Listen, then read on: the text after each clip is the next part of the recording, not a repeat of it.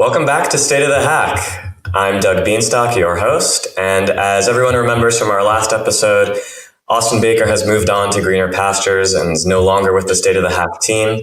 But have no fear, we've got a new and I think improved host in Andy Rector. So welcome to the team, Andy. Would you like to introduce yourselves to our viewers? Yeah. Thanks, Doug. So my name's Andy Rector. I've been with Mandiant for approximately 6 years. It'll actually be my 6-year anniversary next week. So I came here straight from college. I went to school at Bloomsburg University of Pennsylvania, studied digital forensics. I think like a lot of other cybersecurity students, I also had to do the APT-1 report. The Mandiant APT-1 report is one of my assignments, and immediately just found that to be really, really super interesting, and the kind of work that I envisioned myself doing after college. So I got a great opportunity to move out to San Francisco and to come join the Mandiant consulting team. So I did that for approximately 4 years. Going from performing investigations to eventually becoming an IR lead in San Francisco. Outside of that, I really enjoy education work. So I worked with a number of colleagues and across Mandiant Consulting to maintain and deliver the Linux and Windows incident response course across like Black Hat, and of course also delivering it across different companies and internationally. That was actually also where I met one of our other co-hosts, Julian Pledgy, kind of traveling the world with him a little bit and delivering these courses. Well, nice. Yeah. Welcome to the podcast, and I'm sure you're going to fill Austin's shoes wonderfully. So first order of business, we like to talk about some, things that are in the news right now. And it's, around May 10th right now. So what's in the news for all of us and, is occupying a lot of our colleagues' time is, of course, the ransomware, dark side ransomware.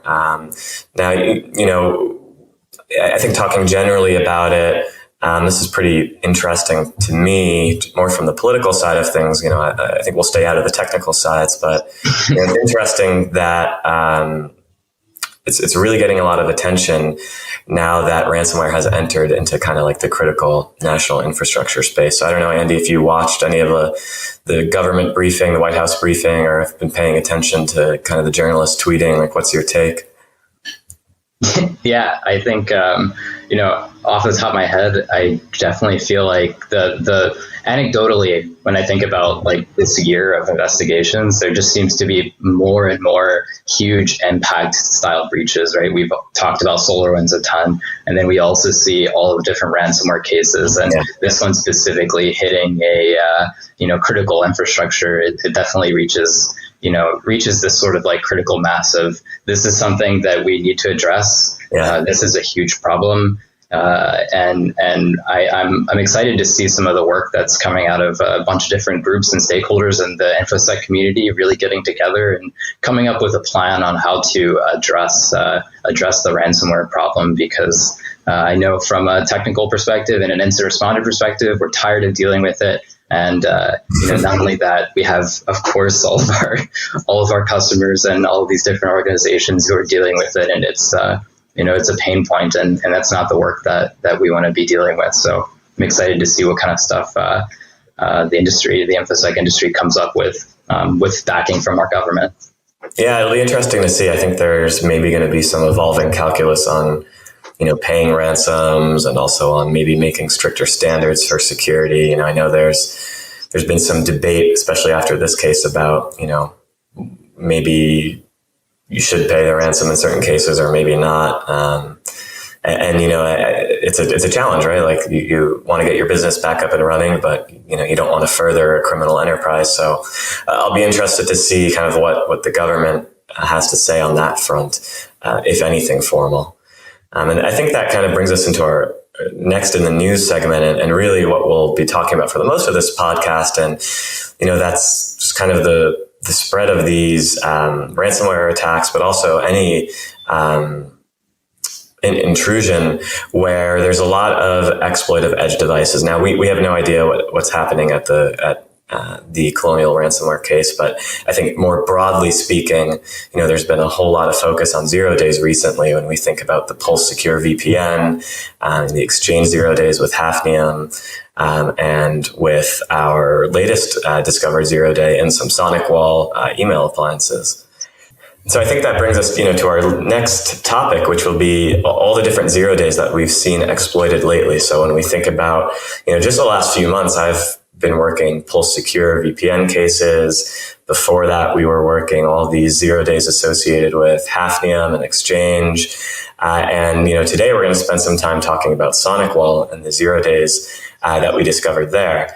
And to help us discuss that, we actually have Josh from our managed defense team, who's actually one of the analysts that really discovered that 0 day. So welcome to the podcast, Josh. How's it going? It's going well. Thanks, Doug. Thanks for having me on, Doug and Andy. For those watching, my name is Josh Fleischer. I'm a security analyst on the advanced analysis team, working alongside Andy, actually, part of the managed defense team. And I joined FireEye back in working in the SOC for about 4 years before transitioning to advanced analysis, where today my focus is more on incident response and threat hunting. Awesome. Welcome, Josh. So tell us about, this investigation. I think before we get into the really exciting part, which was the discovery of the 0 day, how did you find yourself in this investigation, and kind of give us an overview? Sure. Well, I'm sure everyone's pretty dizzy with 0 day news these days. And just so there's no confusion, this is relating to the email security SonicWall 0 day. There were a few other SonicWall 0 days coming out in the past few weeks. But basically, back in March, we saw suspicious process activity on a host at one of our managed defense customers. And specifically, one of the methodology detections we have flagged command.exe and PowerShell.exe launching as a child of the Tomcat process. So as many analysts know, there are a few legitimate reasons for a web process to spawn a command shell, and even fewer reasons when you see LSAS dumping following that. So we knew malicious activity was going on at this point. We just wanted to figure out how it got there, whether it was a result of maybe a web exploit or perhaps a web shell was on the host, probably a JSP shell, considering that Tomcat was involved. Awesome. So you talk about the suspicious activity from the web processes. How much pressure was there to find the initial intrusion vector for this? And, how do you go about that? Do you start from, kind of trying to enumerate all the possibilities and cross them off a list, or do you work backwards? Like what was that process, and how did it look for this case? Yeah, you just like all investigations, you want to work with your initial lead, try to expand from there, work backwards, and see if you can continue to answer any unanswered questions throughout your investigation. In this case, I knew Tomcat was involved, so it was probably a web shell. Right. So my first step was to look through the Apache access log, which is going to record HTTP transactions on the host. I did a little bit of stacking on that just to help anomalies stand out a little bit better. And among all the noise, I saw numerous HTTP requests with long, strange-looking URL encoded data. And these requests were met with 200 responses as well, suggesting that the server accepted and processed that data. Now, it isn't entirely uncommon to see a bunch of strange requests in your access logs. A lot of attackers will do vulnerability scanning, and ultimately those scans will fail. But because this was paired with that 200 response, I pivoted over to the file listing I had on the host and saw that around that same time frame, there were some strange XML files actually being created on disk. So that was an indication to me that the exploit was likely successful and was a new lead for me to run down. So Josh, as you were going through your investigation, you were looking through these log sources. One of the things that you mentioned was immediately you started thinking exploit. like what kind of led you to believe that exploit was definitely what's going on? Because when I'm thinking about investigations, I don't always jump straight to exploitation, right? I might think maybe there's lateral movement from some other system that we're missing, or maybe there's a legitimate account access to this application. What made you think like, yes, exploitation is definitely what's happening here? Yeah, so for one, this was an edge device, so I knew an exploit would probably be more likely on this as an initial access vector for the attacker.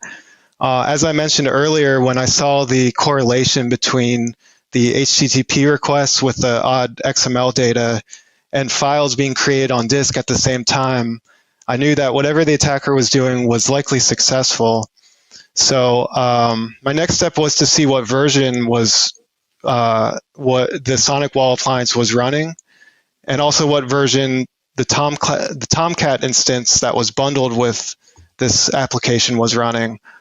And upon seeing that both were running the latest version, that's when we started to think something might be bigger.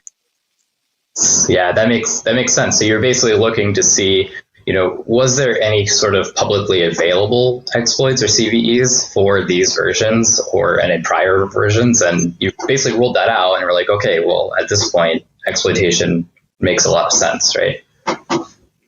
Exactly. So from there, what was your process to actually validate it, right? Because we can't just report to the customer, yeah, we think this is definitely an exploitation and potentially even a 0-day.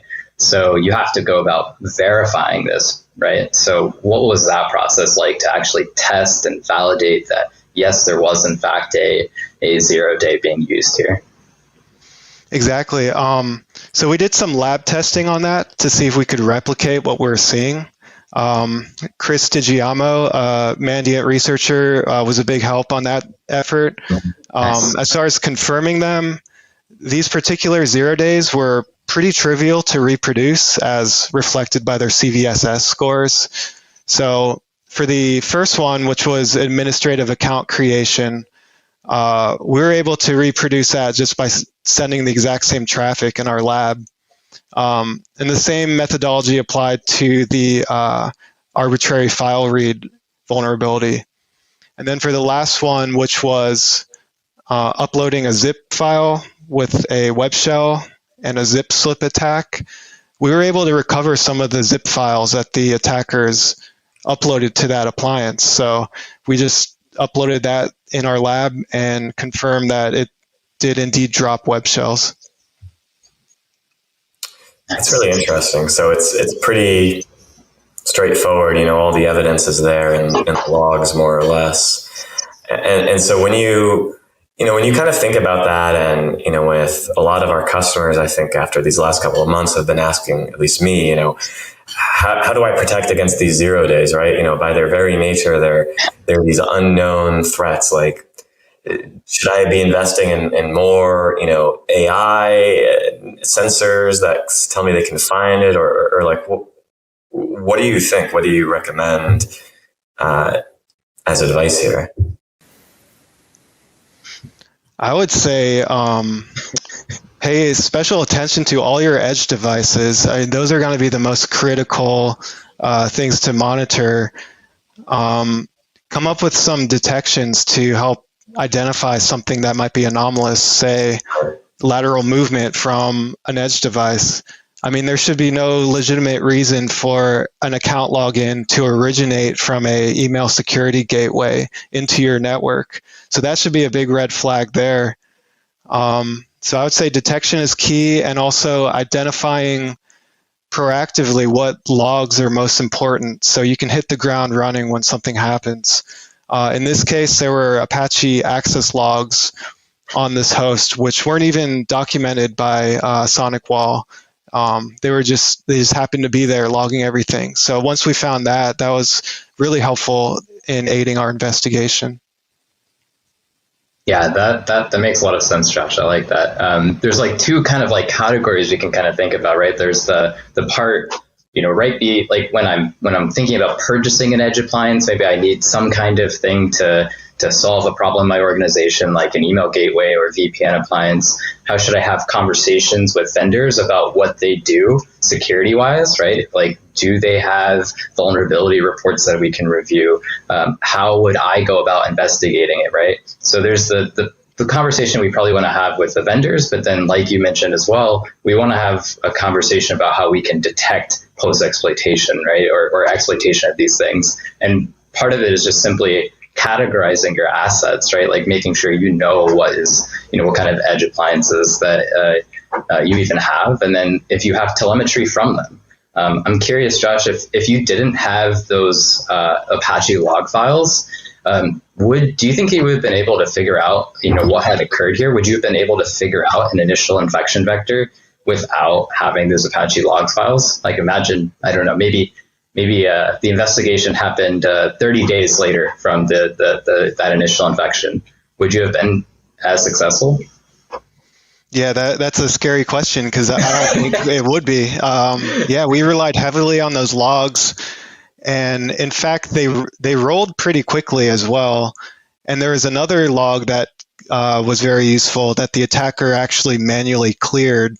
It was called webui.json. It's a unique log to this appliance, mainly used for debugging and stuff, but that had some evidence in there too.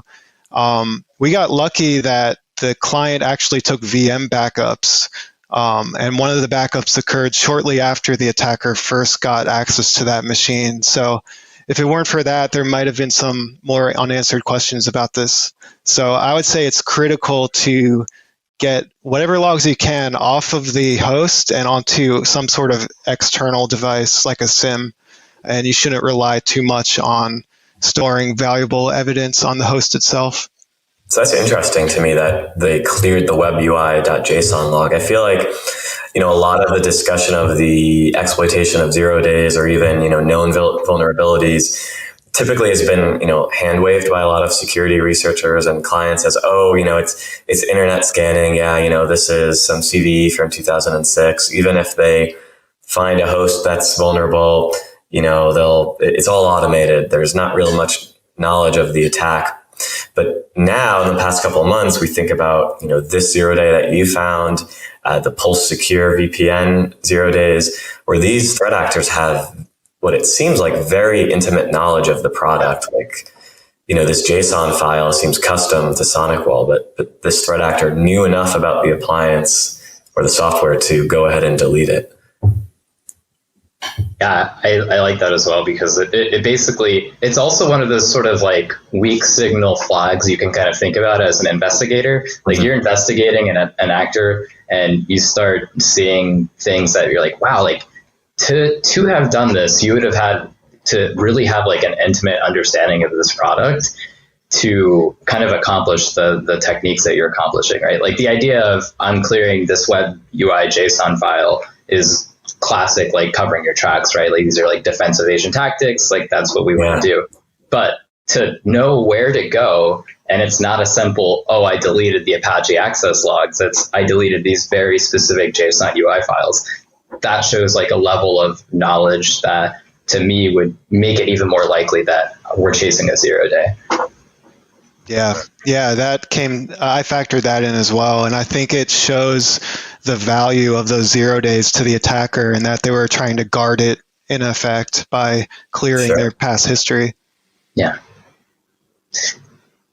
Josh, I'm curious. I don't know a lot of other analysts who have a CVE assigned to them. That's really, really cool. Any like kind of, non-technical parts here, but like, what's your feeling about that? Like having CV assigned to your name, like that's pretty cool. I think that's not something I've seen a lot of investigators have. So curious on any takes you have on that. Yeah, it's a weird feeling. I'm still not really used to it. Yeah, I mean, and especially because I don't have much of a vulnerability or research background. I'm just an IR analyst who kind of stumbled upon this. So all I can say is thank you, UNC2682, for targeting a managed defense customer and giving us all an opportunity to learn about this. If you're, I don't know if you guys are watching, but if you are, thank you. Yeah, it sounds like we got a fanboy here. Yeah, I like the that weak signal that you were talking about as well, Andy. I know you're a big fan of weak signals and correlating them to stronger signals. So I don't know if you had any thoughts or any lessons learned for managed defense, right? Since you're always trying to take our on the field observations and kind of turn them into this. So if there were any ideas or any advice that you would have for just an organization to kind of use this sort of combination of weak signal approach in detecting 0 days or really any suspicious activity. Yeah. So, I'm definitely a sucker for detection engineering work right now. That's kind of like one of my passion projects and what I spend a lot of my time doing. So this idea of kind of looking at like methodology detections is, really one of the places that I focus on. I try to move away from detecting tools and the idea of like, I'm going to detect a certain CV or a POC or any of those things. So, like Josh mentioned earlier, one of the things I would look at here is simply baselining the kinds of activity you see from web processes, right? That's like a place that you can just start in your own organization. You can say, what's my internet presence? What applications am I running? And what processes are those being, what processes represent those applications? So that could be as simple as your HTTPD, this could be W3WP, this could be, or Tomcat, like Josh had in this situation, and really just thinking about what are the normal parent-child relationships between those web processes and whatever happens normally, right? And I think that was really what was a big detection win here. We didn't detect the 0 day, we detected the post-exploitation, and they were all methodology detections. They were just something weird was launched by a web process, and it happened to be like proc dump or something, some kind of dumping of credentials or some other kind of post-exploitation activity. So that's one of the places I would really focus on. And then also, like Josh mentioned, is just lateral movement. I think is really hard to typically detect, like the actual like active lateral movement. So really think about what accounts should be typically logging into those kind of applications. Which accounts would you expect to, or what would you expect those applications to be logging into? Probably not a lot of things, right? Yeah. That's interesting. I think that's, advice that I find myself giving a lot, and a lot of clients push back and say, well, that's really difficult to do, tracking logins and baselining it. I think, there's all sorts of like user behavior products out there that try and do it. But, I think what you're alluding to might be easier, and it's, kind of grouping your systems into different classes. And then, for example, saying, well, my email security gateways should never be logging into anything other than the domain controller, using the one Surface account, and everything else I can flag as, a notable in Splunk or whatever. And it may get more difficult for your workstations or for your servers, but there's probably something that every organization can do if they look at all of their estate and try and kind of group it into kind of like logical groups. And that, I think, at least personally, is probably going to have more wins than trying to install some machine learning engine that has, this 5-week learning period and, might not work in the end. And I think that's maybe a theme that you and Josh have also been getting to. And it's just kind of thinking about how an attack works and trying to detect the basics. Like, why would a web process be spawning PowerShell.exe, or why would, a domain admin be originating from my email security gateway? Just thinking of those almost low-hanging fruit, right? Like to me, that sounds like a really great opportunity for some wins. Yeah, no, I totally agree. I think even with outside of the 0 day stuff that we've been talking about, but thinking about like the SolarWinds incident, you don't think about detecting a supply chain attack, right? Like, I'm not spending my day being like, how am I going to detect the next supply chain? Like, that's not my goal. My goal is, how am I going to detect some of these applications doing really weird things that we shouldn't be seeing, right? Like, when we think about the post-exploitation that's going to occur after that initial foothold. That's kind of the goal there. Yeah, I think that's a great point. And there's been a lot of focus in detecting 0 days and supply chain attacks. But, when you think about it, after the attacker gets into your network, whether it's through phishing or supply chain or 0 day, they still have to move laterally. They still have to have credentials. And so instead of, focusing on that, yes, you do eventually want to be able to spot how they got in so you can, plug that hole. But before you even do that, you have to detect them. And by focusing on kind of the commonalities to every attack, I think you can really win, especially for a lot of organizations that, a supply chain compromise is like, it's like a 100-year storm. It comes very, very infrequently. Yeah. But, TrickBot infection or something like that could come every month. And that's really what you need to focus on. Yeah. I'm curious on Josh or Doug's your experience here, but like for a while there was a lot of investigations I can just thinking about that I didn't even get to figure out what the initial infection vector was. Like sometimes that's just like a world we end up living in where I trace the attack as far back as I can. I have an earliest date of compromise, but that earliest date of compromise does not necessarily mean the initial infection vector, right? So I don't know if you guys have any experience on, anecdotally, like, do you think, is that something that you typically find in your investigations? I guess, and maybe in managed defense, Josh, you probably do a little bit more than maybe Doug does in consulting, or you brought in a little bit more after the fact. But yeah, any thoughts there? Well, on this particular case, we caught a break in that the client actually installed our FireEye endpoint agent on the host that was running the email security software. So we got a lot of early insight that I think is kind of rare for one of these edge devices, especially if it's like a black box of some sort. So yeah, that was a big win. We were able to see it pretty early on and prevent this from really spreading. I see it as a function of dwell time. Like, I've been at Mandiant for 7 years now. And back when I started, the average dwell time, according to M-Trends, is probably somewhere in the hundreds of days, right? And, when you come into an investigation where the threat actor has been there for 100 days or more, chances are pretty slim you're going to find that initial infection vector. Because just as you mentioned, Josh and Andy, like the data is all going to be gone.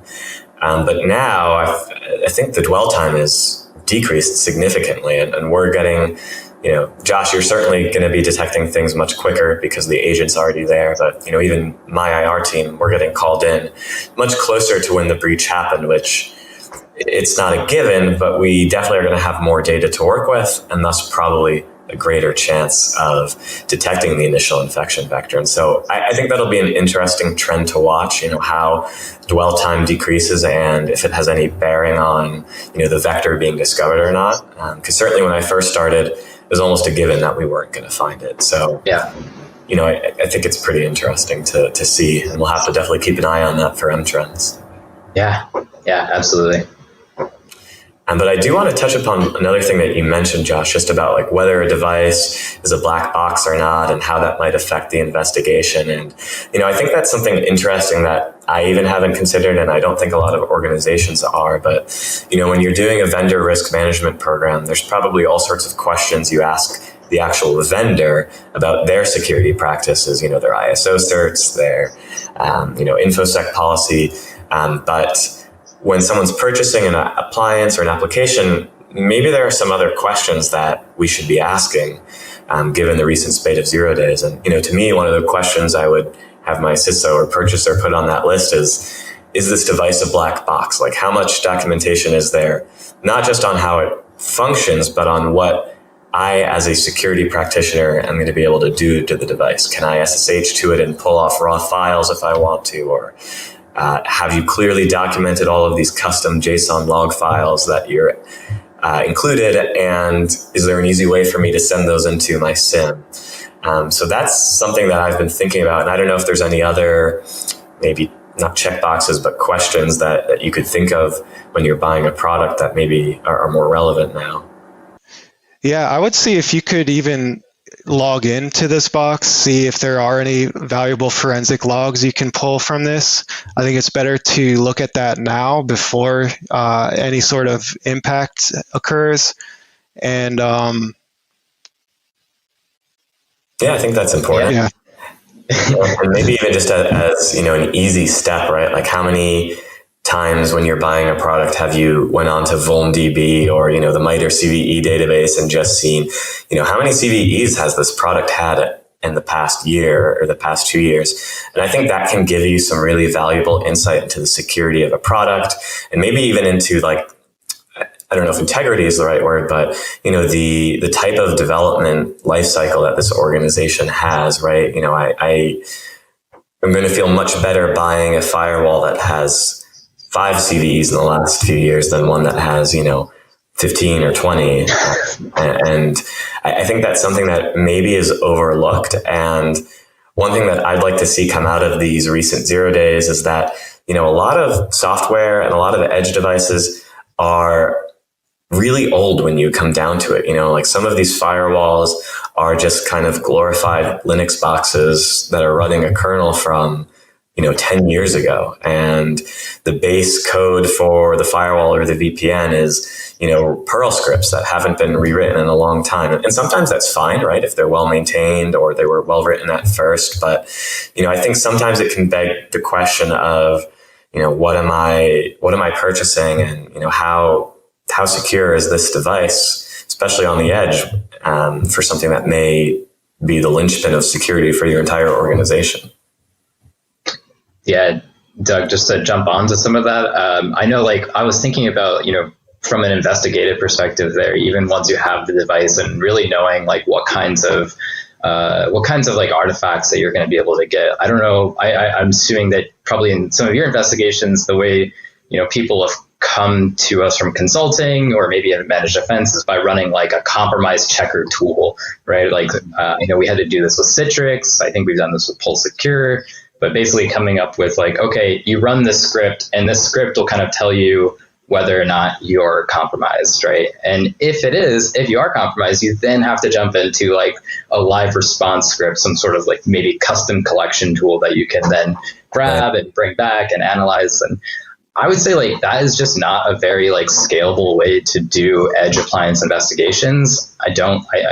So when I'm thinking about, with the questions I'm going to ask vendors, I don't want to be in a world where that's how I have to perform an investigation, because it's just going to be really time consuming. That's one of the reasons why we don't want to be collecting forensic images for everything, right? We want to be able to be fast and lean and collect the data that we need, not just, bring everything back and then process that data. That takes time. And as we see with some of these big impact investigations and ransomware attacks and espionage attacks all over the place, time is one of the commodities that we want to really try to minimize. So spending time, in this collection phase is not ideal. Yeah, I think it's an interesting balance for sure. These appliances and software, there's some level of customization to them. And I think it's an interesting balance that, you want to have a product that's secure and, that you can kind of understand. But at the same time, there's always going to be that level of customization. And so I think we're on the same page, but we're also going to be grateful to those organizations that can kind of put together those tools for us, those scanners, those live response scripts, so that they can kind of they're the experts, they're the creators of this product, and so some of that expertise can be offloaded. And I think it's a good trend, right? I think even just a few years ago, if something like this happened, we probably wouldn't get those tools or those scripts, and so.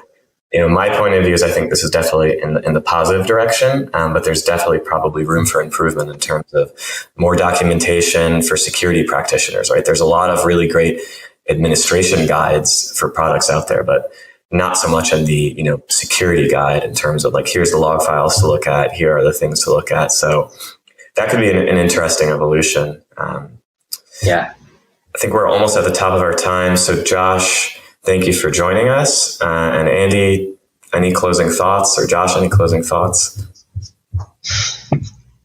Yeah, I think it comes back to a couple things there. If you're dealing with investigations and you're trying to find an initial infection vector, the answer might not always be 0 days, but obviously keep your mind open to the possibility of it, and really, like Josh said in a lot of his and a lot of the story parts that he was telling, really keeping an eye on how familiar an attacker is with the product that you're potentially investigating. Those are the kinds of things that could really, help you really kind of zero in on on the initial infection vector.